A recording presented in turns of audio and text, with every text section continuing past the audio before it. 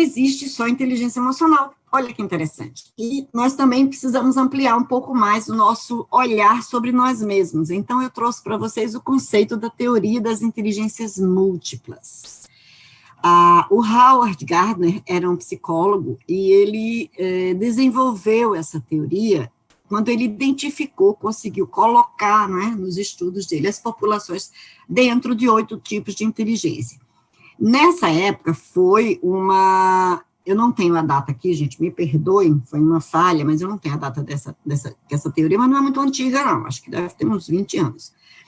Quando ela foi instituída, quando ela foi estruturada, essa teoria, ela foi um contraponto à teoria do QI, porque até então, a única medida de inteligência que existia, cientificamente comprovada, era a inteligência que media o QI, e esse QI era essa inteligência aqui, ó, lógico-matemática. Fazer e provar quantificações e hipóteses. Gente que era bom de número. Se a pessoa fosse bom de lógica e número, era considerada inteligente. O resto das criaturas, ou seja, quem não era, coitadinho, era considerado burro, incapaz, inepto. E, na verdade, não existe isso. Ele identificou, e aí ele foi um contraponto à teoria do QI. Então, ele revolucionou as teorias sobre a inteligência até então existentes. E não é eu não tenho certeza se foi antes, mas eu acho que foi antes do Goleman, e aí ele não coloca aqui a inteligência emocional como uma das 8 inteligências, mas se a gente olhar aqui, a gente vai ver que a inteligência emocional permeia todas as 8 inteligências. São elas, inteligência espacial, que é uma capacidade de enxergar o mundo em 3 dimensões, é uma capacidade muito desenvolvida em arquitetos, em pessoas que conseguem enxergar alguma coisa onde ela não existe. Ou seja, alguém que chega numa sala e consegue imaginar ali toda uma utilização para aquela sala, toda uma decoração, toda uma harmonização, sem ter nada dentro. Olha que coisa interessante. Que é uma coisa que eu não tenho, mas tudo bem, deixa para lá. A outra inteligência naturalista, que entende os seres vivos e a natureza, ou seja, são aquelas pessoas, os biólogos, os médicos, pessoas que lidam com a vida, independente de que vida seja, humana ou animal, né, ou vegetal, ou mineral, tudo está aí na natureza, aquelas pessoas que têm uma inteligência que a natureza fala com elas, é mais fácil para elas. Musical, são as pessoas que aprendem música de ouvido, cantam divinamente bem, têm facilidade com sons, ritmos, tons e timbres, né? E uma coisa muito interessante que a gente enxerga muito nas pesquisas, que as pessoas que têm inteligência musical também têm inteligência lógico-matemática, porque a música e os compassos nada mais são do que números, né? E tal. É muito interessante quando a gente faz o estudo. A outra inteligência lógico-matemática, que está aqui, né, que eu já tinha falado, que era a inteligência até então considerada a única que existia, e ela é uma delas. Eu vou pular essa daqui e vou para a interpessoal, que é considerada a inteligência nata das pessoas que têm inteligência emocional, porque elas se relacionam muito bem, então elas sabem lidar muito com o outro, mas não necessariamente elas sabem lidar com elas, que é outra inteligência que está aqui em cima, que é a intrapessoal, que é a inteligência em que a pessoa se conhece muito bem, sabe lidar com as suas forças e com as suas possíveis limitações. Então, são 2 inteligências diferentes. A interpessoal, eu lido muito bem com o outro. A intrapessoal, eu lido muito bem comigo. Se eu tenho as duas, eu tenho uma inteligência emocional espetacular. Né? A outra, corporal sinestésica, dos atletas, dos bailarinos, dos dançarinos, aquelas pessoas que fazem o que querem com o corpo, né? Que a gente olha assim, se eu fizer uma coisa dessa, eu nunca mais desentorto. E a pessoa vai lá e faz um movimento lindo e volta com a maior leveza e tal. E eu, por exemplo, né, igual a espacial, se eu for fazer isso, eu me quebro toda, mas tudo bem. E a linguística, que é a inteligência que tem a ver com expressão por meio das palavras, expressão por meio da língua, pessoas que têm muita facilidade para aprender idiomas, que têm muita facilidade para escrever, para falar. Então, são pessoas que têm inteligência linguística bem desenvolvida. Depois que o Gardner achou essas 8 inteligências, ele achou uma 9ª, porque tinha um povo que ele não conseguia encaixar, que é existencial, né? Que é a pessoa que questiona o porquê vivemos e porquê morremos. Então, se a gente usar exemplos de famosos, por exemplo, Buda, Gandhi, Madre Teresa, Irmã Dulce, Papa Francisco, essas pessoas que enxergam a humanidade de uma forma completamente diferente. Enxergam a humanidade de um jeito que elas dizem assim, meu Deus, eu estou aqui, qual é o propósito de eu estar aqui? Né? Então, ele não conseguia encaixar nas outras, e ele disse, é uma inteligência diferenciada, e são essas pessoas. Aí você olha e diz assim, mas são só esses grandes nomes? Não.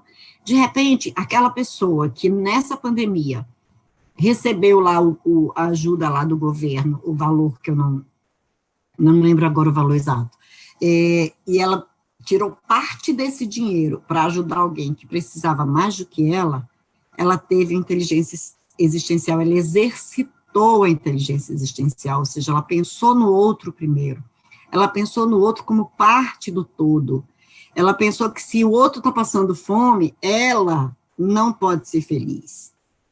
Ela pensou que se ela pegar todo aquele dinheiro e usar sozinha, e a outra pessoa não tiver nada, também ela não vai ser feliz com isso. Então, essa é a inteligência existencial. Em geral, as pessoas desenvolvem um ou dois tipos acima dos outros. A gente tem todas as 9, tá? Nós temos todas as 9 inteligências, mas a gente desenvolve um ou dois tipos mais do que os outros. Então, quando a gente olha isso, a gente também começa a ver aquilo que está lá no pilar da inteligência emocional, que é o autoconhecimento. Em que eu sou muito bom? Como é que eu posso usar essa inteligência musical para me relacionar melhor? Para ter melhores resultados? Como é que eu posso usar a minha inteligência lógico-matemática também nos meus relacionamentos? Porque as pessoas até dividem, né? Eu sou engenheiro, não entendo nada de gente. E o povo que é gente, que se relaciona com gente, diz assim, eu entendo de gente, eu não gosto de número. Hoje não. Hoje as barreiras de conhecimento estão caindo, as relações e os conhecimentos estão mais fluidos, mais líquidos, as áreas estão interligadas. Até um tempo atrás, isso que eu estou fazendo aqui com vocês, um treinamento à distância, sendo gravado, e que vocês vão assistir a hora que vocês quiserem, quando quiserem, quantas vezes quiserem, era restrito a uma determinada classe da população, a uma determinada categoria, o povo que trabalhava com comunicação, informática, TI, etc. Hoje, qualquer um de nós tem acesso a isso. Então, eu preciso também aprender a lidar com essas novas ferramentas que fazem parte, né, do meu trabalho ou do meu desempenho. Então, todos nós precisamos começar a olhar que outras inteligências eu preciso começar a prestar atenção para agregar valor ao meu trabalho e à minha vida. Certo? Então, a gente já falou dos conceitos, já falamos dos caminhos para você controlar as suas emoções, se conhecer melhor, se automotivar, ter empatia, olhar o outro, e as inteligências múltiplas, para que você possa ver onde você se enquadra, não é? Ajudar você a se conhecer e a ouvir os feedbacks prestando mais atenção. Agora a gente vai fazer um exercício, né, com situações hipotéticas, mas que podem acontecer com qualquer pessoa. Eu queria que vocês pensassem, né, se alguma vez já aconteceu com vocês ou com alguém próximo de vocês. A intenção é que você entenda sozinho a sua posição em cada cenário, a sua reação em cada cenário. Então, pega lápis e papel, dá um pause no vídeo e a gente vai fazer esse exercício com calma, e você pensa bem nas suas reações e você responde o teste. Então, já deu pause, já pegou papel e lápis, a gente vai começar o exercício, tá bom? São duas opções sempre, é o case, uma situação, e duas opções, A e B. Você escolhe A ou B e anota no seu papelzinho aí, tá bom? Então, vamos ao caso 1. Fim do expediente de uma sexta-feira e aparece um problema enorme que caiu de paraquedas na sua mesa, quebrando todo o planejamento detalhado que você fez. Nesse momento, qual a sua reação? Pausa o planejamento para você e a equipe criarem um plano de ação para resolver o obstáculo, ou fica bravo e começa a reclamar com todos à sua volta, como se tivessem culpa. Então, pensa em qual seria a sua reação imediata e já escolhe a opção que mais se aplica a você. A segunda questão, o segundo case, né, no meio do lançamento de uma nova campanha, você descobre que há um gargalo de produção. Item A, para tudo que está fazendo, para entender qual é a origem desse gargalo e qual seria a solução mais prática para acabar com o problema sem atrapalhar tanto o lançamento. Ou começa a chorar de nervoso e sai correndo para o banheiro. Gente, lembrem que são situações bem, né, no extremo, mas assim, qual é a sua reação imediata? É parar para planejar, é parar para entender, é parar para tomar uma decisão, ou é reagir, né, automaticamente, instintivamente? Então, vamos começar a prestar atenção. Caso 3, devido à alta quantidade de trabalho, uma das suas entregas foi feita com um erro, né, consideravelmente grande, um erro grande. Quando o seu líder lhe conta, você imediatamente pede desculpas pelo ocorrido, item A, verifica qual seria a melhor forma de consertar e se concentra para que isso nunca mais se repita. Ou começa a reclamar da pilha de coisas para fazer como justificativa e não traz solução para o erro. A gente costuma chamar esse item B de muleta, né? Então, é quando você fica encontrando explicações para uma coisa que já aconteceu e não tem mais o que fazer, já aconteceu. Então, o que você vai fazer daqui por diante? Essa é a vantagem da inteligência emocional, o que eu vou fazer daqui por diante. Aí, vamos então, você já escolheu A ou B, vamos então para o caso 4. Você desenvolveu um projeto super importante para a empresa e para a sua carreira. Este foi aprovado com louvor e tem até data de lançamento. Porém, um pouco antes disso, estoura um cenário problemático de outra área que irá prender a atenção de todos os gestores e proprietários até que se resolva, né? Então, você seria o centro das atenções, de repente, estoura uma bomba, uma pandemia, e aí você sai do foco. Você respira fundo e aceita, afinal, seu projeto já está aprovado e, quando for possível, é só lançá-lo.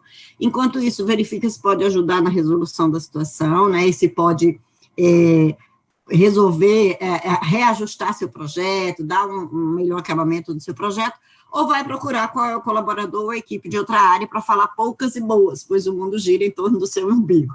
Ou seja, quando a gente olha só para a gente, numa situação como essa, o que é que acontece? A gente acha que o mundo está conspirando contra nós.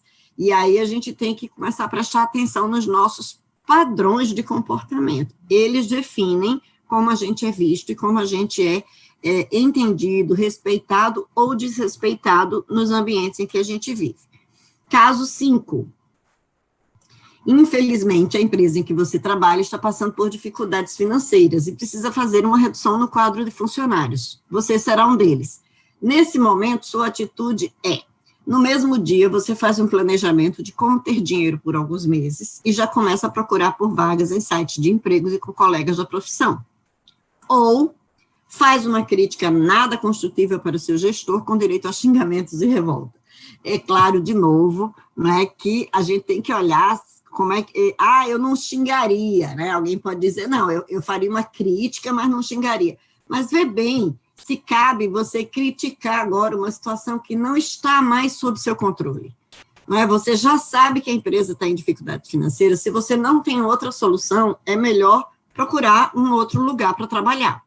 Então, vamos ver os resultados do teste, né? Se você escolheu a letra B em alguma das questões, saiba que essas reações são prejudiciais em qualquer ambiente de trabalho, ainda mais no ambiente profissional. Mesmo que depois desse primeiro momento você consiga se controlar e resolver a situação, o impacto negativo já foi gerado. Então, acontece muitas vezes da gente não ter o controle emocional, da gente não ter a boa gestão das emoções, e aí depois ter que desfazer o mal-entendido ou remendar, desculpa a expressão, o que já está quebrado. Então, é muito mais trabalhoso você retomar uma situação para se desculpar, para explicar, para justificar, do que você respirar, entender o que está acontecendo e seguir adiante. Se você, por acaso, responder... Assim, além disso, pense em você mesmo. Não há motivo para tanto estresse interno se a ação deve ser a busca de uma solução. Ou seja, em vez de a gente gastar energia justificando, brigando, tentando reverter uma situação que não está sob teu controle. Vamos investir energia numa solução, vamos investir energia na busca de uma solução para aquilo, e numa situação ganha-ganha, tanto para mim, quanto para quem está no meu entorno. Se você escolheu a letra A em alguma das questões, saiba que está com a sua inteligência emocional ativada. É preciso ter resiliência para entender que as pedras vão aparecer a todo momento no caminho. Cabe ao colaborador aprender as maneiras corretas de retirá-las e evitar que elas apareçam novamente. Então, quem é responsável pela sua vida é você. Quem é responsável pela sua carreira é você. Se alguma coisa deu errado, a gente aprende e segue adiante. Se deu certo, a gente também aprende e segue adiante, porque uma hora ou outra as coisas vão virar. É igual roda gigante. Uma hora a gente está em cima, vendo a paisagem linda, outra hora a gente está embaixo, né, abrindo a cadeirinha para sair da roda gigante. Então, é importante esse controle, ou seja, sempre eu digo, respire, porque o nosso cérebro funciona muito bem com oxigênio. Então, numa situação em que você está prestes a perder o controle, saia de perto da situação, respire e avalie os ganhos e perdas da forma que você vai resolver a situação. Ah, mas eu sou conhecido no meu ambiente por ser uma pessoa muito esquentada. Então, é bom você olhar se esse ser conhecido como uma pessoa muito esquentada está te ajudando ou está te prejudicando. Ah, me ajuda, as pessoas têm medo de mim, tá? Ok, vai ter que lidar com esse ganho secundário que você diz que tem, não é? Porque, por exemplo, eu gosto desse papel, não é? Eu tenho consciência de que eu gosto desse papel e eu vou continuar com essa postura. Então, saiba que em algum momento vai chegar alguém que vai bater com você, porque pode ser que essa pessoa também tenha o mesmo perfil, e aí, né, vamos aguardar para ver quem ganha a briga. Ou você diz assim, realmente, isso não me ajuda em nada, não agrega valor à minha imagem, eu posso mudar. Agora, muitas vezes a gente não sabe como mudar, né? A gente já está tão acostumado naquele papel que a gente não sabe como mudar. Eu tenho algumas recomendações, por exemplo, faça alguns testes, né, de autoconhecimento para ver exatamente aonde você está. A internet está cheia, né, de links gratuitos para você fazer isso. Peça apoio na empresa que você trabalha, a área de recursos humanos ou alguma área que faça atendimento ao colaborador. Outra coisa, peça feedback das pessoas que estão próximas de você, em quem você confia. Como é que você pode fazer para... com certeza alguém vai dizer para você, olha, naquela situação você poderia ter saído de perto, você poderia ter feito isso. E não é que você vai aceitar o conselho do outro, é que você vai simplesmente ouvir o feedback e refletir sobre isso. Trazer para a consciência e aí você toma a decisão que você quiser, né? Se você vai usar ou não aquela recomendação que você recebeu. Mas é importante, por isso que é o primeiro pilar da inteligência emocional, autoconhecimento. Porque a gente só consegue fazer a gestão das emoções, a gente só consegue se motivar, só consegue ser empático e se relacionar melhor se nós realmente nos conhecermos, senão a gente vai querer ficar forçando a barra para mudar os outros e a gente não consegue nem mudar a gente com facilidade, quanto mais os outros, né? Então, esse exercício é para que você possa fazer uma primeira reflexão e começar a olhar como é que você tem reagido a situações que não estão sob seu controle ou que são situações inesperadas, que você não estava preparado para enfrentar, e quando você se deu conta de que estava na situação, você reagiu da forma mais impulsiva, né, que a gente chama, usando o cérebro reptiliano, que é aquele restinho de animal irracional que a gente tem lá atrás, aquele que faz a gente correr ou atacar quando a gente está com medo, e aí você usa esse cérebro reptiliano e você toma decisões que não são muito assertivas e não são muito produtivas para você ou para o seu entorno.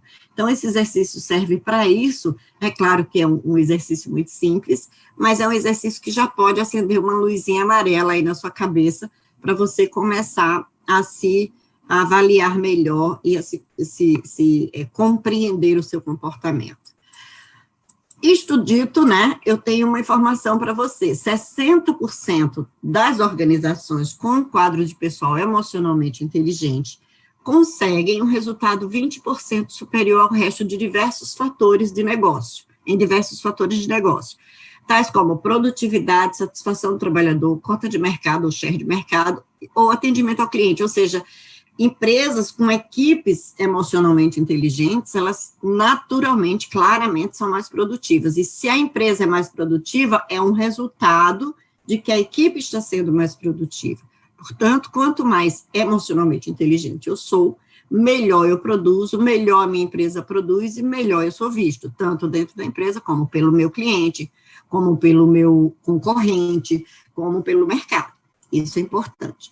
E eu tenho algumas indicações para que vocês possam estudar um pouco mais sobre o assunto, e o primeiro livro que eu recomendo é o Inteligência Emocional, do Goleman, que deu, né, margem a toda essa teoria, não só inteligência emocional, tem um outro livro que eu gosto mais, inclusive, que é mais prático, mais aplica-se mais ao exercício da inteligência emocional, que é Trabalhando com a Inteligência Emocional. Ambos são do Goleman, Inteligência Emocional e Trabalhando com a Inteligência Emocional. O outro é o Agilidade Emocional, da Susan Davey. O outro é o Rápido e Devagar, do Daniel Kahneman, e eu tenho um livro aqui que eu queria mostrar para vocês, só um minutinho, que é esse aqui, Mais Rápido e Melhor, que é do Charles Duhigg, é o mesmo autor do Poder do Hábito, muito bom. O Poder do Hábito também é um livro muito bom, acho que ele está aqui indicado, tá. O mesmo autor de Poder do Hábito, Charles Duhigg, também tem esse Mais Rápido e Melhor, que ele explica formas de pensar e forma de ser mais produtivo a partir do autoconhecimento e da autoobservação, é muito bom. Tem um desenho animado muito bonitinho, chama Divertidamente, que nunca, jamais foi feito para criança, ele foi feito para adultos, e nós precisamos começar a entender que esses estúdios não são bobos, esses filmes, eles têm uma mensagem muito mais subliminar para os adultos do que para as crianças. Para as crianças, eles entram como um desenho animado que vai ajudar na formação delas. Para os adultos, eles entram como formas de reflexão para aprendizado. Então, essas são as recomendações, mas tem inúmeras literaturas, as páginas da Harvard Business Review, da HSM, tem artigos gratuitos que você pode acessar pela internet. Então, assim, agora é contigo, está na tua mão, o caminho está aberto, eu tenho certeza que vocês vão poder aproveitar essas informações e evoluir bastante com esse conhecimento que a gente só trouxe a pontinha do iceberg, né? A gente só trouxe uma provinha, uma amostra, para que vocês se interessem pelo assunto. Esse é o tema do nosso módulo hoje, né? Gestão das emoções. Então, esses livros todos podem ajudar você, porque você pode aumentar a sua produtividade pessoal e, consequentemente, aumentar a sua produtividade como trabalhador.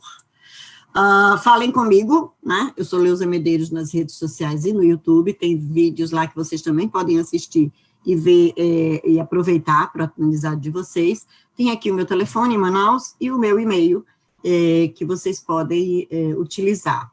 Outro meio de contato é o Gente Mais Consultoria e Treinamento, que também tem meus contatos, e vocês podem falar comigo por meio desse. E muito obrigada e até o próximo encontro.